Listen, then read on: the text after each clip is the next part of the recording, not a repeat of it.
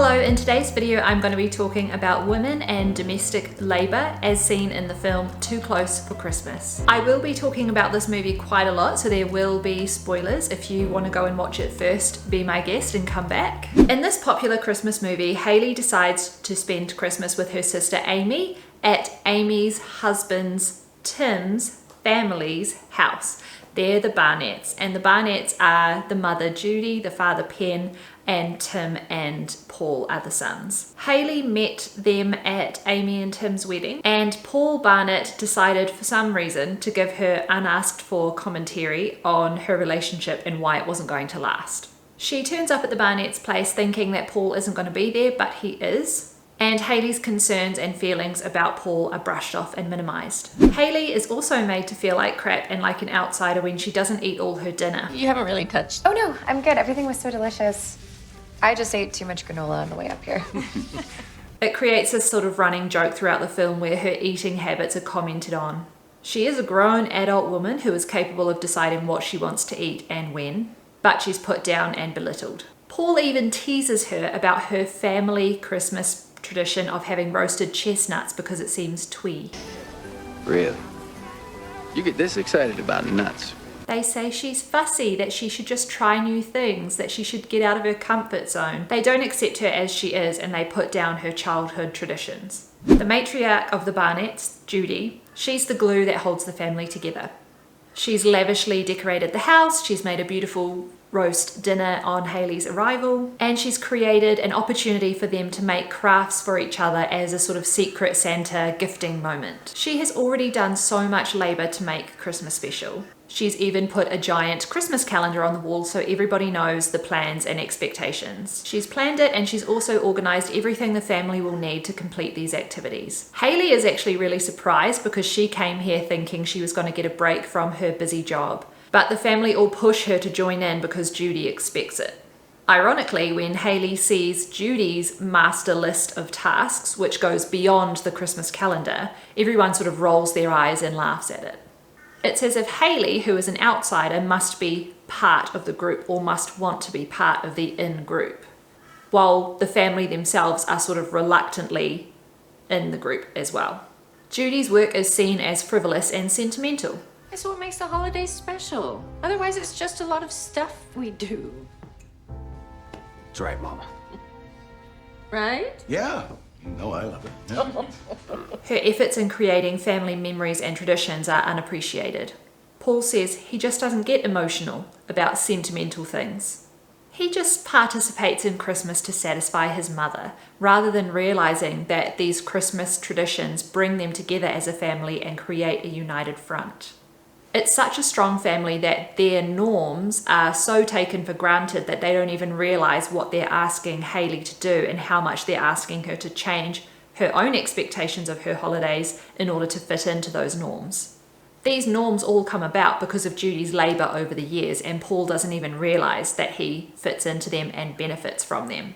What makes this film even worse is that when Judy becomes sick and can't meet all of her obligations, Hayley, the outsider, is the one who steps up to take on those tasks. Not Penn, her husband, not Tim or Paul, who are grown adult men, but the outsider. It so clearly illustrates the mental load that falls on mostly women during Christmas time and other holidays. Hayley takes the huge task list that Judy has, works into the night, creates a detailed flow diagram, and gives everyone a copy so that everybody knows what they're expected to do and when.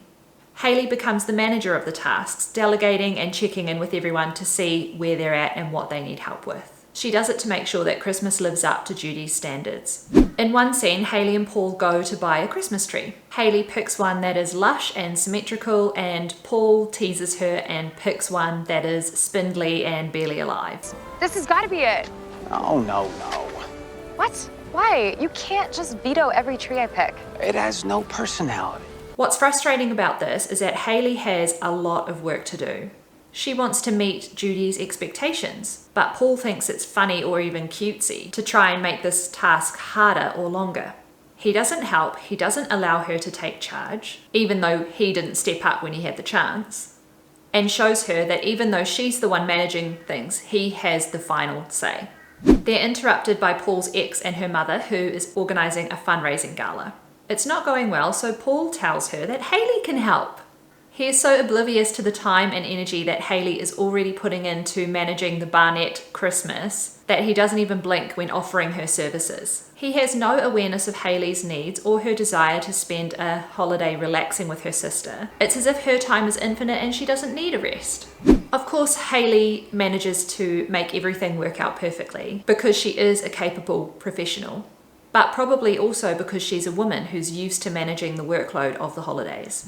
Hayley is conscious of meeting the Barnetts' expectations. Her sister Amy also acknowledges the pressure that she feels at the thought of being compared to Judy, when she says that Judy makes everything magical. Later, Amy announces the happy news that she's pregnant, but she almost seems ashamed because she blurted it out rather than waiting for the perfect cake announcement.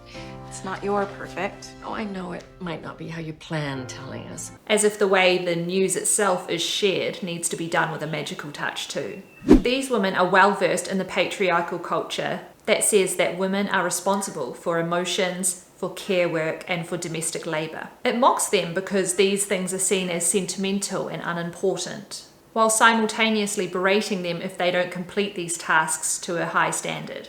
The men enjoy their rest and complain that, oh, I don't know how to do these Christmas crafts, while the women try not to crumble under the weight of carrying the expectations of Christmas on their shoulders. The responsibility of creating and maintaining family traditions and magical moments falls on the women, and Amy, who is a new participant in the Barnett Way, feels a lot of pressure and self-doubt in her ability to live up to the expectations or standards set by Judy and by Grandma before her. It's upsetting to her when she's not able to be perfect. Hayley is able to take it in her stride in a professional manner, but she isn't subscribing to the Barnett Way for the rest of her life like Amy is. The stakes aren't as high for her, and her job as an event planner also gives her the skills to be able to complete these tasks efficiently.